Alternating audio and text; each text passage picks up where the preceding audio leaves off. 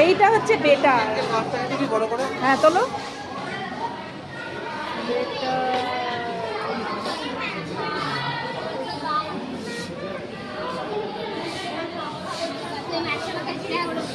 এটা হচ্ছে আমার ছেলের ভালো লেগেছে মাছটা দেখতে।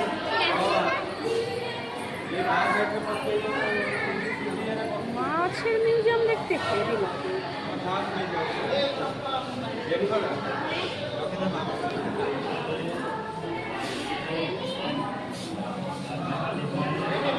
এই হিটারটা দেখ এখনো লাগানো আছে, হিটার লাগিয়েই রেখেছে।